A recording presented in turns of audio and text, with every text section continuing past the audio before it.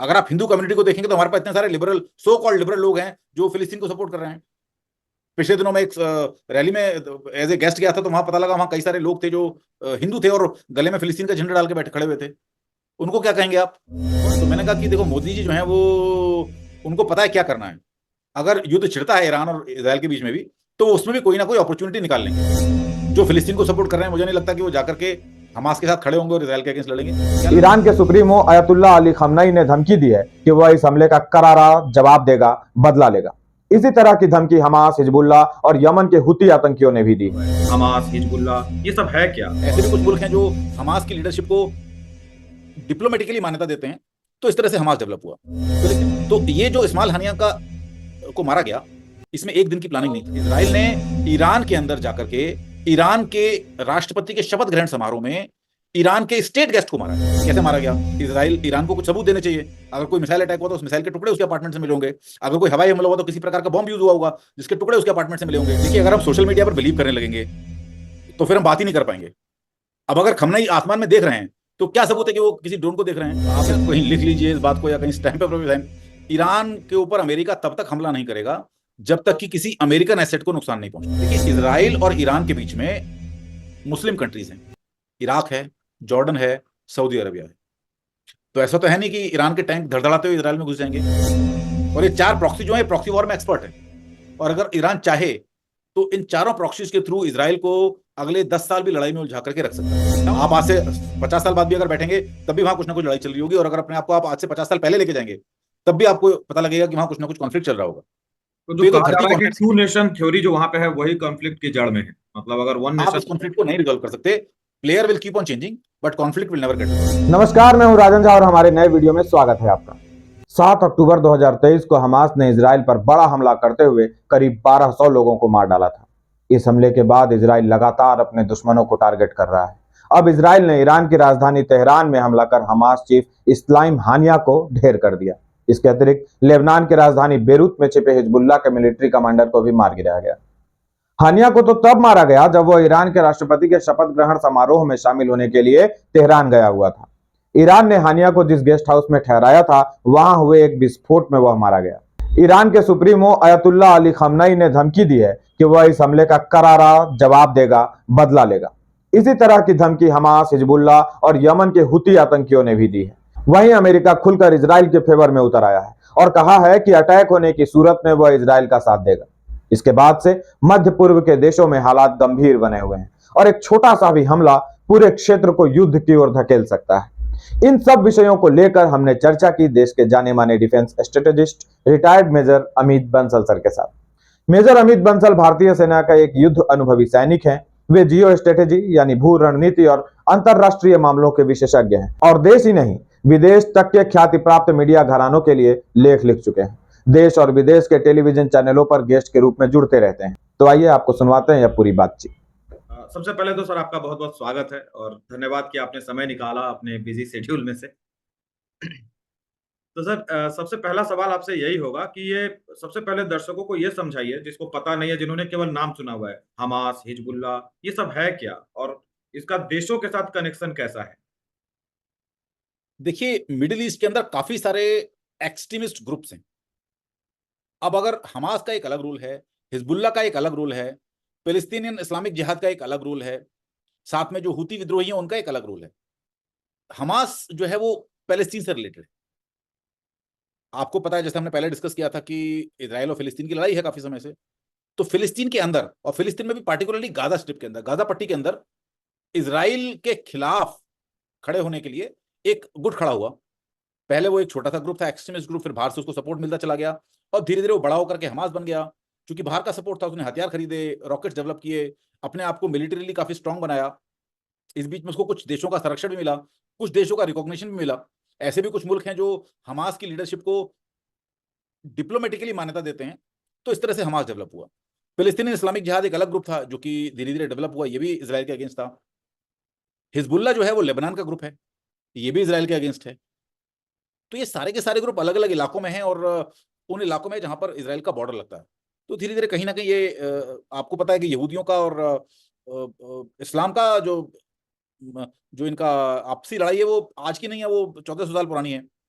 जब से middle east के अंदर इस्लाम आया तब से ही लगातार इन दोनों के बीच में लड़ाई रही है, यहूदियों की वर्सेस इस्लाम।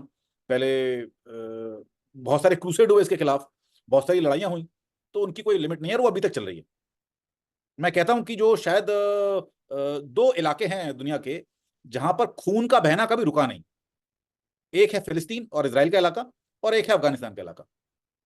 आप चाहे 3000 साल पहले पहुंच जाएं, तब से लेकर के और अब तक कहीं ना कुछ इन इलाकों में लड़ाई और युद्ध होता रहा है और लगातार खून बहता रहा है। तो अलग अलग ग्रुप्स हैं और अलग अलग ये ग्रुप्स अपनी अपनी कार्रवाई कर रहे हैं। सर, जब से हमास ने इसराइल के ऊपर अटैक किया, बीच में ठीक है छोटी मोटी कॉन्फ्लिक्ट तो चल ही रही है, पर अभी जो मेजर अटैक हमास के द्वारा इसराइल के ऊपर किया गया था, जिसमें बड़ा नुकसान हुआ था इसराइल को, और उसके बाद हम लोगों ने डिस्कशन किया था और आपने बतलाया था कि ये यहाँ पे रुकने वाला नहीं है।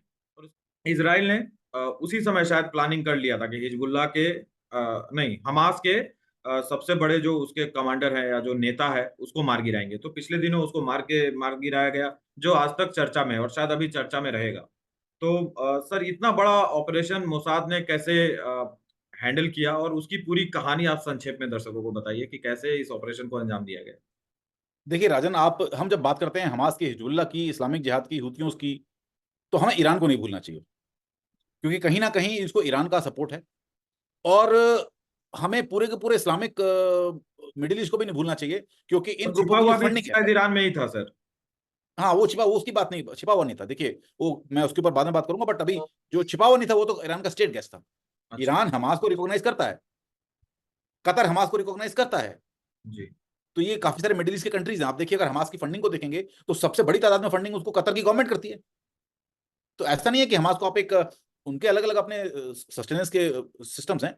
जहां तक बात आती है इसको अपना इस्माइल हानिया के मारे जाने की, जब हमारा डिस्कशन हुआ था लगभग लगभग 6 महीने पहले, मैंने जी। तब भी आपको कहा था कि इजराइल रुकने वाला नहीं है जब तक कि वो हमास की पूरी लीडरशिप को खत्म नहीं कर देगा। आप चाहें तो देखें वीडियो, उसमें है कि हमास की पूरी लीडरशिप को खत्म नहीं कर देगा।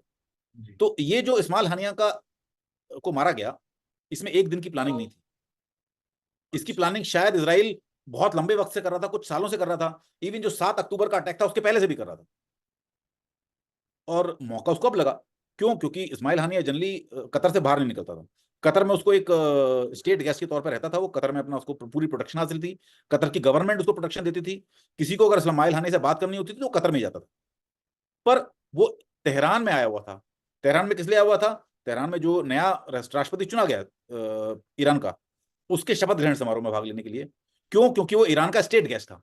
जैसे कि मैंने आपको बताया कि ईरान हमास को रिकॉग्नाइज करता है। ईरान हमास को एक पॉलिटिकल पार्टी के तौर पे और एक गाजा पट्टी के फिलिस्तीन के शासक के तौर पे रिकॉग्नाइज करता है। तो इसके चलते इस्माइल हानिया उनके लिए उनका एक स्टेट गेस्ट था। तो अब आप ये समझिए, ये जो कार्रवाई हुई है, जो इसराइल ने किया, इसराइल ने किसी आतंकवादी को नहीं मारा। आतंकवादी को मारे जाना एक अलग पहलू है, इसको एक अलग तरीके से लेना चाहिए। बट इसराइल ने ईरान के अंदर जाकर के ईरान के राष्ट्रपति के शपथ ग्रहण समारोह में ईरान के स्टेट गेस्ट को मारा है। और यही कारण है कि ईरान ने यूनाइटेड नेशंस में आर्टिकल 51 के तहत अपनी अर्जी भी लगाई है, और उसने कहा है कि मुझे रिटेलिएशन का मौका मिलना चाहिए। तो ये सारी की सारी बातें इस तरह से। अब मारा कैसे गया, अलग अलग थ्योरीज हैं। कोई कह रहा है कि मिसाइल अटैक हुआ, कोई कह रहा है कि ड्रोन अटैक हुआ, कोई कह रहा है कि हवाई हमला हुआ, कोई कह रहा है कि एक बॉम्ब 2 महीने 3 महीने पहले उसके अपार्टमेंट में प्लांट कर दिया गया था। तो अलग अलग थ्योरीज हैं कैसे मारा गया, एआई वगैरह की भी बट मदद ली गई, ऐसा सुनने को मिला है। बहुत सारी कहानियां अब इसके ऊपर, कोई भी कहानी पुख्ता नहीं है। लोग ट्विटर पर, सोशल मीडिया पर अलग अलग थ्योरी लेकर के आ रहे हैं, और लोग उसके ऊपर अलग अलग तरीके से कमेंट कर रहे हैं। मैं एक मिलिट्री एक्सपर्ट होने के नाते इन चीजों के ऊपर कमेंट नहीं करना चाहूंगा जब तक कि कोई ऑथराइज स्टेटमेंट या तो ईरान की तरफ से या इसराइल की तरफ से आए। लेकिन सर, प्लानिंग तो हुआ ही होगा ना, मतलब ऐसा थोड़ी रातों तो रात मैं तो वही नहीं बोल रहा हुआ हूँ, प्लानिंग आज की नहीं है, प्लानिंग तो कई दशकों की प्लानिंग है। 2017 में जब से इस्माइल हानिया इसका चीफ बना, तभी से कि प्लानिंग चल रही थी इसराइल की, इसको कैसे मारा जाए। तो सवाल यह है मौका कि उनको। ईरान मित्र देश नहीं है इसराइल का, दुश्मन देश के अंदर एक सुरक्षित जगह पे ऑपरेशन अंजाम देना, मतलब ये तो लोहा मनवाने जैसी देखिए, बात है। वही बात है, बट उस ऑपरेशन की डिटेल अभी तक जाहिर नहीं है। भाई, अगर इसराइल नहीं जाहिर करता तो कम से कम ईरान को इस पूरे ऑपरेशन की डिटेल जाहिर करनी चाहिए कि कैसे मारा गया। इसराइल ईरान को कुछ सबूत देने चाहिए। अगर कोई मिसाइल अटैक हुआ तो उस मिसाइल के टुकड़े उसके अपार्टमेंट से मिले होंगे। अगर कोई हवाई हमला हुआ तो किसी प्रकार का बॉम्ब यूज हुआ होगा जिसके टुकड़े उसके अपार्टमेंट से मिले होंगे। अगर कोई और प्रकार का बॉम्ब इस्तेमाल हुआ तो उस बॉम्ब के भी कुछ अवशेष होंगे, जिससे कहीं ना कहीं पता लग सके कि इसराइल का इसमें कोई ना कोई हाथ है। तो उसके बारे में ईरान को ही इसके ऊपर कोई स्पष्ट संदेश देना पड़ेगा, क्योंकि मुझे नहीं लगता कि इजराइल इसके बारे में कुछ बोलेगा। सर, एक तरफ आप कह रहे हैं कि ईरान जो है रिटेलिएट करने के लिए अनुमति मांग रहा है यूएन से। दूसरी तरफ हमने खेमनई का एक वीडियो देखा जो काफी वायरल हो रहा है। वो आसमान में देख रहे हैं, उनको लग रहा है कि कहीं से ड्रोन आके अटैक तो ना कर दे। तो सर, क्या खेमनई डर गए हैं? मतलब उनको डर सता रहा है कि उन पे भी अटैक हो सकता है, उनको मारा जा सकता है? देखिए, अगर हम सोशल मीडिया पर बिलीव करने लगेंगे तो फिर हम बात ही नहीं कर पाएंगे। अब अगर खमनई आसमान में देख रहे हैं तो क्या सबूत है कि वो किसी ड्रोन को देख रहे हैं? क्या सब, भाई हो सकता है वो अल्लाह ताला से दुआ कर रहे हो। Iran is showing an aggressive posture, let me tell you. अच्छा। ईरान एक बहुत आक्रामक रवैया दिखा रहा है, और मुझे नहीं लगता कि आप अगर कह रहे हैं कि ये खमनई डरे हुए हैं या खमनई का पोस्टर डरा हुआ है तो 1% भी सही है।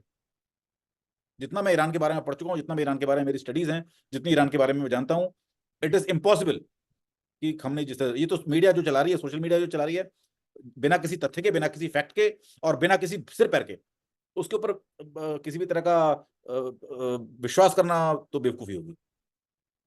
ठीक है सर, आगे ये है कि अगर ईरान को अनुमति मिले ना मिले, वो अगर अटैक कर देता है इसराइल के ऊपर, तो अमेरिका ने धमकी दी है ईरान को कि अगर आप अटैक करेंगे तो हम फिर आपको देख लेंगे।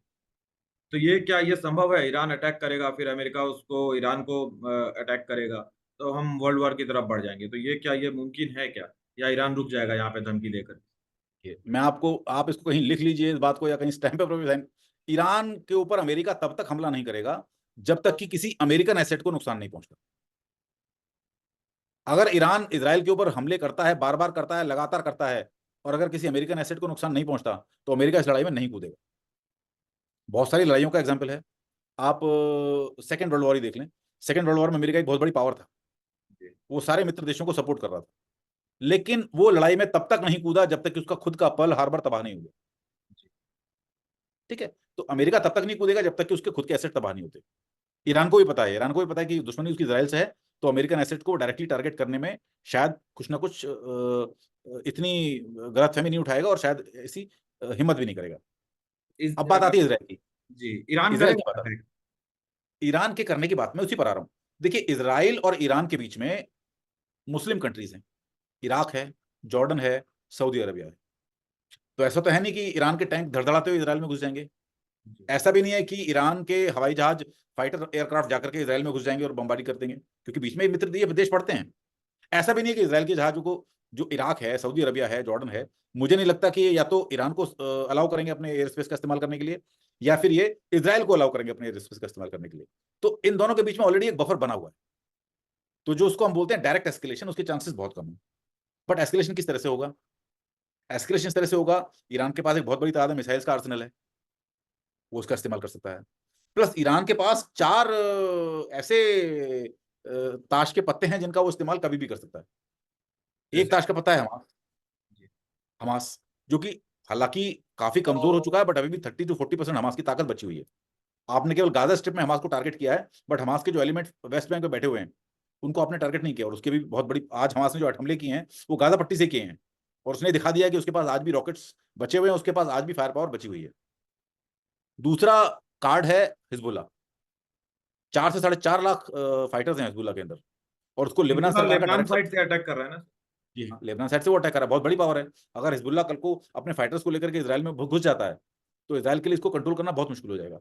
दूसरी तरफ हमास के फाइटर्स अगर इजराइल के ऊपर वेस्ट बैंक से और गाजा पट्टी दोनों तरफ से हमला करते हैं, तो इजराइल के लिए कंट्रोल करना मुश्किल हो जाएगा। तीसरा कार्ड है पैलेस्टाइनी इस्लामिक जिहाद, जो कि प्राइमरीली भी सीरिया में कंसंट्रेटेड है। 8 से 10 हजार फाइटर्स उनके पास भी हैं, बहुत स्ट्रॉन्ग वेपनरी है, उनके भी इस में पार्टिसिपेट होने के चांसेस हैं। और चौथा जो सबसे पावरफुल है वो है हूती विद्रोही, जिनको ईरान ने बड़ी बड़ी लंबी दूरी की मिसाइलें, जहाज, नेवल बोट्स, आर्टिलरी गन्स वो सब दिए हैं। तो इस बात की भी बहुत ज्यादा पॉसिबिलिटीज हैं कि वो हूतीस, हालांकि हूती का जो सीमा है वो ईरान से नहीं, इजराइल से नहीं लगती है, लेकिन उनके पास जिस तरह की वेपनरी है वो उसको इजराइल को टारगेट कर सकते हैं। एट द सेम टाइम उन्होंने ऑलरेडी रेड सी के अंदर ब्लॉकेड लगाया हुआ है। रेड सी में जहां जब चाहे वो जिस जहाज को अटैक कर देते हैं। तो ये जो 4 प्रॉक्सीज हैं ईरान के, हूतीस, पैलेस्टीनी इस्लामिक जिहाद, हमास और हिजबुल्ला, ईरान को अगर हमला करना होगा इजराइल के ऊपर तो डायरेक्ट नहीं करेगा। डायरेक्ट अगर उसके मिसाइल अटैक्स होंगे तो उनको मैं मान सकता हूं, बट मिसाइल के अलावा डायरेक्ट किसी तरह का अटैक करने का उसके पास ना तो पॉसिबिलिटी है, और ना उसके पास ज्योग्राफिकली ये चीज अलाउ करती है। तो जो उसके पास है वो है केवल ये 4 प्रॉक्सीज, और वो इन 4 प्रॉक्सीज का बड़े सही तरीके से इस्तेमाल करेगा। और ये 4 प्रॉक्सी जो है प्रॉक्सी वॉर में एक्सपर्ट है, और अगर ईरान चाहे तो इन चारों प्रॉक्सीज के थ्रू इजराइल को अगले 10 साल भी लड़ाई में उलझा करके रख सकता है without having any blame on it. क्योंकि इस केस में जो कार्रवाई हो रही है वो ईरान तो कर नहीं रहा, प्रॉक्सीज कर रहे हैं। आपको प्रॉक्सी के अंदर जो कार्रवाई करनी है कर सकते हो। तो ये भी सारा फैक्टर है। तो बहुत सारे जो जियो स्ट्रेटेजिकल जियो पॉलिटिकल फैक्टर्स हैं हमें ध्यान में रखना पड़ेगा जब हम बात करेंगे किसी भी कॉन्फ्लिक्ट की। एक चीज ये भी आ रही है सर कि ये जो विद्रोही ग्रुप हैं, जो प्रॉक्सीज जिनका आप नाम ले रहे हैं, हमास हो गया, हिजबुल्लाह हो गया, तो लगातार इसराइल इनको अटैक कर रहा है, इनके कमांडर्स को मार रहा है।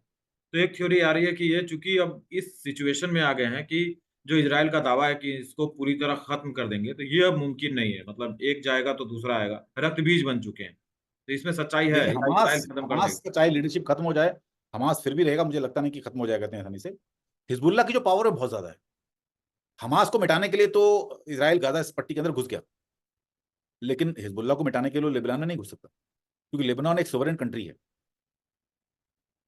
अच्छा। तो उस केस में इसराइल के लिए पॉसिबल नहीं होगा लेबनान घुसना। और अगर आप लेबनान में नहीं घुसेंगे तो हिजबुल्लाह को खत्म करना नामुमकिन है। अगर आप लेबनान में घुसेंगे तो सारे आपके इस्लामिक कंट्री आपके अगेंस्ट आएंगे, तो लेबनान का पूरे मिडिल ईस्टर्न कंट्रीज के साथ में पैक्ट है। तो आप इसको आप एक चेन रिएक्शन के तौर पे देख सकते हैं। जी। हिजबुल्लाह लेबनान सरकार का सपोर्टर है। हिजबुल्लाह अपने वहीं से, इसलिए आपने देखा हिजबुल्लाह कभी भी सीमाएं क्रॉस करके इजराइल में नहीं घुसता। हिजबुल्लाह सीमा के उस पार से अटैक करता रहता है, हमले करता रहता है, इजरायली फोर्सेस को एंगेज करके रहता है, उनको डैमेज करता रहता है धीरे धीरे। मतलब इस कॉन्फ्लिक्ट को खत्म करने का क्या रास्ता देखिए, है? जो करना है ईरान ने करना है, उसके अलावा जो करना है इसराइल ने करना है। तो ये तो मिडिल ईस्ट का कॉन्फ्लिक्ट है, इसको होता हमें तो, हम तो केवल दूर बैठे हुए हैं और हम इसको केवल देख सकते हैं और हम इससे अपनी सीख ले सकते हैं और इससे अपना बचाव कर सकते हैं। मतलब अंदाजा लगाने के लिए कि मतलब अगर ऐसा हो जाए तो हो सकता है कि चीजें ठीक हो जाएं। देखिए नहीं, चीजें ठीक नहीं हो सकती, क्योंकि ये तो आपसी कॉन्फ्लिक्ट है। देखिए, मिडिल ईस्ट में हमेशा कुछ ना कुछ लड़ाई होती रही है।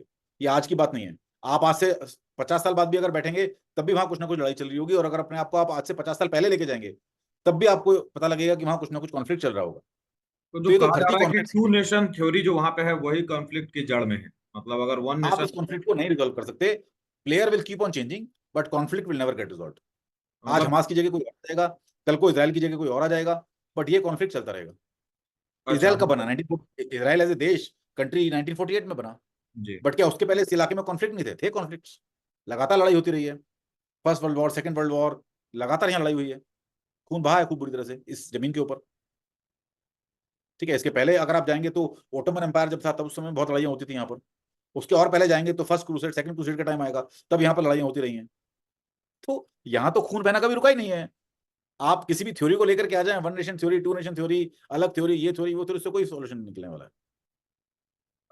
एज ए इंडियन सर, हम लोग तो इसराइल को ही सपोर्ट करते हैं, एक तरीके से देखा जाए। क्योंकि इसराइल ऐसा माना जा रहा है कि हम लोगों का मित्र देश रहा है, कारगिल में हमारी हमारी सहायता की। अ, लेकिन हमारे देश के जो मुस्लिम्स हैं वो इसराइल को सपोर्ट नहीं करते, पर इसराइल के राजन, ये बहुत बहुत गलत अंडरस्टैंडिंग है कि इस देश के मुसलमान इसराइल को सपोर्ट करते हैं। अगर एक कम्युनिटी में से 100 में से 5 लोगों ने इसराइल को सपोर्ट कर दिया या 5 लोगों ने हमास को सपोर्ट कर दिया, तो उसके लिए आप पूरी कम्युनिटी को बुरा नहीं बता सकते। अगर आप हिंदू कम्युनिटी को देखेंगे तो हमारे पास इतने सारे लिबरल, सो कॉल्ड लिबरल लोग हैं जो फिलिस्तीन को सपोर्ट कर रहे हैं। पिछले दिनों में एक रैली में एज ए गेस्ट गया था, तो वहां पता लगा वहां कई सारे लोग थे जो हिंदू थे और गले में फिलिस्तीन का झंडा डाल के बैठे खड़े हुए थे। उनको क्या कहेंगे आप? पर हमें इससे कोई ना तो लाभ है ना हानि है। ये लड़ाई मेन आमतौर पर, अभी तक जो लड़ाई फिलिस्तीन और हमास की और इसराइल की थी, अब ये लड़ाई इसराइल और ईरान की लड़ाई में बदल जा रही है। जी। धीरे धीरे अब ये लड़ाई बदल रही है। ये अभी हमास और इसराइल की लड़ाई से बदल करके ये इसराइल और ईरान की लड़ाई में कन्वर्ट होती जा रही है। हम ये नहीं कह सकते इसराइल हमारा दोस्त है तो ईरान हमारा दुश्मन है। ईरान ने भी हमारे पुराने समय में बहुत साथ दिया है और ईरान वाकई हमारा एक मित्र देश रहा है। एक समय था जो ईरान हमें, सब लोग हमें बड़े महंगे दामों पर तेल देते थे, ईरान हमें सस्ते दामों पर तेल देता था, हमें रुपए के बदले तेल देता था। फिर ईरान रुक के गया साथ सब हमारे लोग। संबंध काफी, हाँ, ईरान के साथ हमारे संबंध काफी अच्छे रहे हैं। तो हम ये नहीं कह सकते ईरान हमारा दुश्मन है, हम ये नहीं कह सकते इसराइल भी हमारा दुश्मन है। हमारे दोनों ही मित्र हैं। तो ऐसे में क्या है कि कल मैं किसी से कह रहा था कि किसी व्यक्ति ने मुझसे पूछा कल कि भाई आप, ये जो कॉन्फ्लिक्ट है इसमें भारत का क्या नजरिया रहेगा? तो मैंने कहा कि देखो, मोदी जी जो हैं वो, उनको पता है क्या करना है। अगर युद्ध छिड़ता है ईरान और इसराइल के बीच में भी, तो वो उसमें भी कोई ना कोई अपॉर्चुनिटी निकाल लेंगे, जैसे कि उन्होंने रशिया यूक्रेन वॉर में निकाली। वो हर कहीं ना कहीं किसी भी चीज से, वो गुजराती व्यक्ति हैं, गुजराती माइंड है, वो किसी भी तरह के कॉन्फ्लिक्ट में भी कोई ना कोई अपॉर्चुनिटी ढूंढने में सक्षम है। तो शायद भारत, तो हमारे को जो काम करना है हम एज एन इंडियन, हमें इससे फर्क नहीं पड़ता कि हमारे देश में कितने लोग फिलिस्तीन को सपोर्ट कर रहे हैं, कितने लोग इसराइल को सपोर्ट कर रहे हैं। जो फिलिस्तीन को सपोर्ट कर रहे हैं, मुझे नहीं लगता कि वो जाकर के हमास के साथ खड़े होंगे और इसराइल के अगेंस्ट लड़ेंगे। क्या लड़ेंगे? नहीं लड़ेंगे। जो लोग इसराइल को सपोर्ट कर रहे हैं, मुझे नहीं लगता कि वो जाकर के इजरायली आर्मी में भर्ती हो जाएंगे और जाकर के हमास के खिलाफ लड़ेंगे। इसकी भी पॉसिबिलिटी नहीं है। अब सोशल मीडिया पर जो, अब वो केवल मोरल सपोर्ट है, और ये भी नहीं है कि उनका जो मोरल सपोर्ट है उससे इसराइल को कुछ फायदा हो रहा है या उनके मोरल सपोर्ट से फिलिस्तीन को कोई नुकसान हो रहा है। जी, है कि नहीं? ना उनके मोरल सपोर्ट से किसी को कोई फायदा है, ना कोई नुकसान है। हम लोग अपना समय वेस्ट कर रहे हैं कह करके कि मुसलमान सपोर्ट कर रहे हैं और हिंदू सपोर्ट कर रहे हैं। यकीन मानिए, अगर आप नंबर ऑफ पीपल लगाएंगे तो जितने तादाद में हिंदू सपोर्ट कर रहे हैं हमास को, मुस्लिमों की तादाद यकीनन उससे कम ही होगी। यकीन मानिए, मैं जितने लोगों को जानता हूँ वो सब कहते हैं कि साले आतंकवादी हैं और ये हमास वाले, और इन्होंने परेशान किया हुआ है। प्रॉक्सीज की मदद कर रहा है, वो कर रहा है, वो तो करता रहेगा। उसके प्रॉक्सी सारा काम करेंगे, जितना काम करना है वो सारा उसके प्रॉक्सीज करेंगे। अमेरिका भी इजराइल की मदद करता रहेगा।